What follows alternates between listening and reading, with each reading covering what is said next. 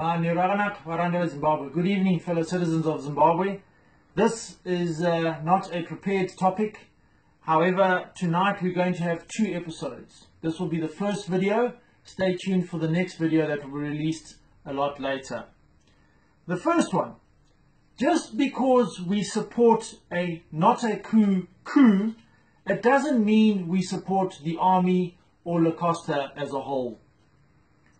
Those who are asking for the constitution and democracy and rule of law to be restored to Zimbabwe, we want to ask, where was that rule of law in the first place? Were you perhaps living in another country called Zimbabwe that had those things that are now gone or lost or disappeared? Murukugara kupi? Murukuchema kuti murukuda rule of law ngaidzoke nokuti masoja vapinda muroad. Rule of law yacho yanga iri kupi, and who was it benefiting? Because it wasn't benefiting the majority of Zimbabweans. The people who are supporting this not a coup are simply supporting the fact that someone, and in this case masoja, have realized that only a revolution will be able to get rid of the dynasty that we were seeing before our eyes. And so they did that. What were the other options? Should we perhaps have just left things as they were? Let Mugabe rule and pass his rulership on to his wife? Economic situation, did we need another 5 years of the same economic situation? Did we need them to treat our country like a tuck shop for the next 5 years? Comrades, let me explain why this and why majority of people support this coup. Sorry, not a coup. Personally, I left Zimbabwe because I couldn't earn a living. Mariandai Tambira, I would have never been able to buy a car, never mind a house, or even have a family. I didn't leave because I wanted to, or because I wanted to travel. No.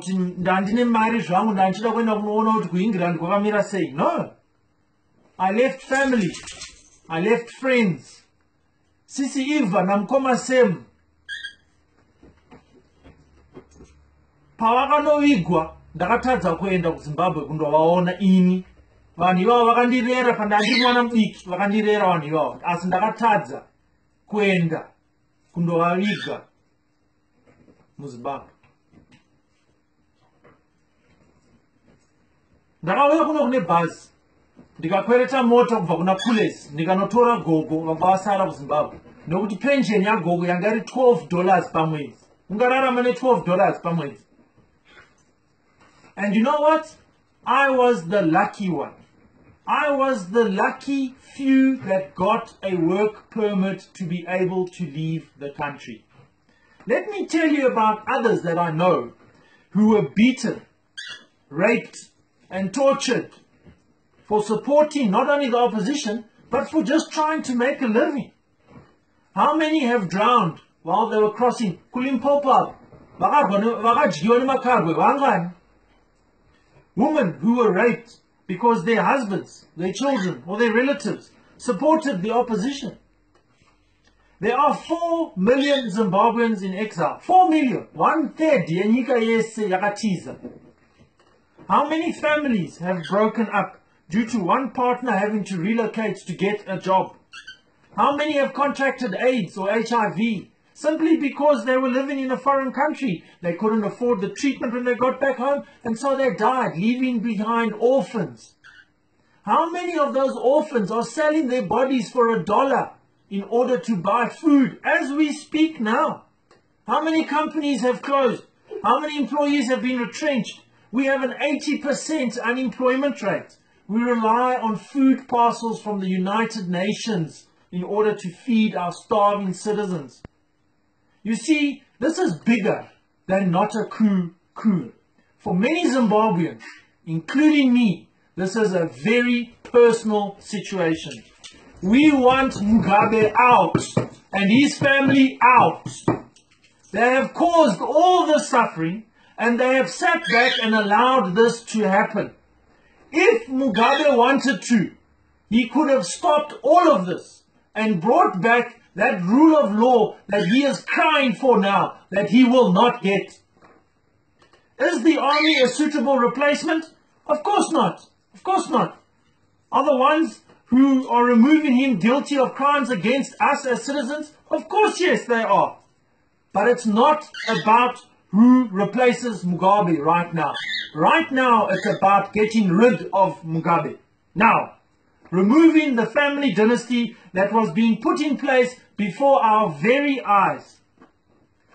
Comrades, and all those who are out there denying this coup or not supporting this coup, do not underestimate the anger of the people in Zimbabwe against Mugabe.